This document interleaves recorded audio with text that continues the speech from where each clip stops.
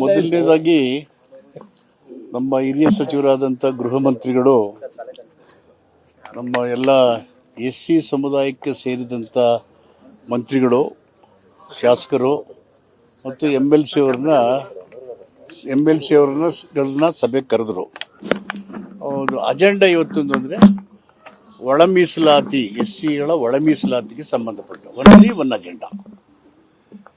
ಇದು SC ಒಳ ಮೀಸಲಾತಿ ಕೊಡ್ತೀವಿ ಅಂತ ಹೇಳಿ ನಾವು 2023ನೇ ಇಸ್ವಿಯ ಚುನಾವಣೆ ಸಂದರ್ಭದಲ್ಲಿ ಚುನಾವಣೆ ಪ್ರಣಾಳಿಕೆಯಲ್ಲಿ ಪಕ್ಷ ಡಾಕ್ಟರ್ ಪರಮೇಶ್ವರ ಚುನಾವಣಾ ಅಧ್ಯಕ್ಷರಾಗಿ ಹೇಳಿದಂಥ ಮಾತು. ಅದಕ್ಕಿಂತ ಹಿಂದೆನೇ 1997 ಕಾಂಗ್ರೆಸ್ ಸರ್ಕಾರ ಸದಾಶಿವ ಆಯೋಗ ರಚನೆ ಮಾಡಿ ಒಳ ಮೀಸಲಾತಿ ಕೊಡ್ತೀವಿ ಅಂತ ಆವತ್ತು ಹೇಳಿತು. ಆ ಮಧ್ಯೆ ಬಂದಂಥ BJP ಸರ್ಕಾರಗಳು ಇದನ್ನ ಮೀಸಲಾತಿ ಬಗ್ಗೆ ತೀರ್ಮಾನನೂ ಮಾಡಲಿಲ್ಲ, ಮಾತು ಆಡಲಿಲ್ಲ. ನಿನ್ನೆ ಮಾತ್ರ ಧರಣಿ ಕೂತಿದ್ದಾರೆ, ಸದಾಶಿವ ಆಯೋಗ ಜಾರಿ ಮಾಡಿ ಅಂತಾರೆ. BJP ಸರ್ಕಾರ ಇದ್ದಾಗ ಸದಾಶಿವ ಆಯೋಗ ರಿಪೋರ್ಟ್ ಇಸ್ ಕ್ಲೋಸ್ಡ್ ಅಂತ ಹೇಳಿ ತಿರಸ್ಕಾರ ಮಾಡಿದ್ರು BJP ಸರ್ಕಾರದವರು. ಪಾರ್ಲಿಮೆಂಟಲ್ಲಿ BJP ಸರ್ಕಾರ, ಕೇಂದ್ರ ಸರ್ಕಾರ ಒಳ ಮೀಸಲಾತಿಯಲ್ಲಿ ಕೊಡೋಕ್ಕೆ ಸಾಧ್ಯ ಇಲ್ಲ ಅಂತ ರಾಜ್ಯಸಭೆಯಲ್ಲಿ ಉತ್ತರ ಕೊಟ್ಟಿದ್ದಾರೆ. BJPಯವರು ಕರ್ನಾಟಕ ಸರ್ಕಾರದಲ್ಲಿದ್ದಾಗ ಸದಾಶಿವ ಆಯೋಗ ಕ್ಲೋಸ್ ಅಂತ ಹೇಳ್ತಾರೆ, ಪಾರ್ಲಿಮೆಂಟಲ್ಲಿ ಒಳ ಮೀಸಲಾತಿ ಕೊಡಲ್ಲ ಅಂತ ಹೇಳ್ತಾರೆ. ನಿನ್ನೆ ಅವರು ಎಲ್ಲ ಧರಣಿ ಮಾಡಿದ್ದಾರೆ ಕೊಡಿ ಅಂತ. ಸೊ ಅವ್ರಿಗೆ ಮೀಸಲಾತಿ ಮತ್ತು ಸಾಮಾಜಿಕ ನ್ಯಾಯದಲ್ಲಿ ಬದ್ಧತೆ ಇಲ್ಲ.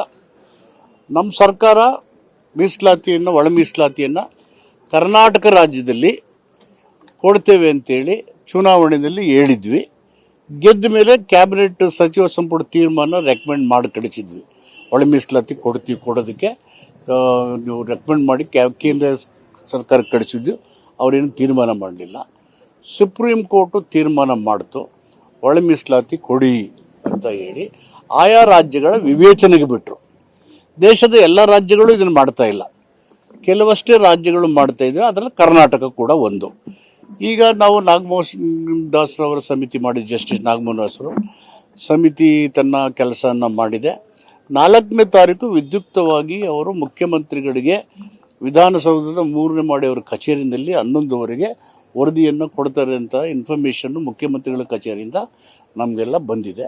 ಆ ಹಿನ್ನೆಲೆಯಲ್ಲಿ ಗೃಹ ಮಂತ್ರಿಗಳು ನಮ್ಮನ್ನೆಲ್ಲ ಕರೆದು ಹೇಳಿದ್ದಾರೆ, ನಾವು ಸಮನ್ವಯತೆಯಿಂದ ಈ ಒಳ ಮೀಸಲಾತಿ ಜಾರಿನಲ್ಲಿ ಸಂಯಮದಿಂದ, ಸಮನ್ವಯತೆಯಿಂದ, ಇದು ಸರ್ಕಾರ ಮತ್ತು ಪಕ್ಷದ ಬದ್ಧತೆ, ಒಗ್ಗಟ್ಟಾಗಿ ಹೋಗೋಣ, ಎಲ್ಲ ದಲಿತ 101 ಸಮುದಾಯಗಳಲ್ಲಿ ಸಾಮರಸ್ಯವನ್ನು ಬಿತ್ತೋಣ ಈ ತೀರ್ಮಾನದ ಅಂತ ಹೇಳಿ ಚರ್ಚೆ ಆಯಿತು.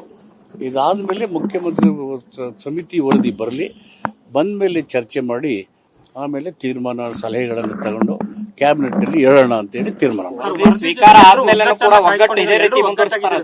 ಸರ್, ವರದಿ ವಿಚಾರದಲ್ಲಿ ಎಲ್ಲರೂ ಒಗ್ಗಟ್ಟಿದ್ರ, ರಾಜಕೀಯ ನಿರ್ಧಾರಗಳು ಬಂದಂತ ಸಂದರ್ಭದಲ್ಲಿ ಇದೇ ಒಗ್ಗಟ್ಟಿರುತ್ತಾ ಅಂತ?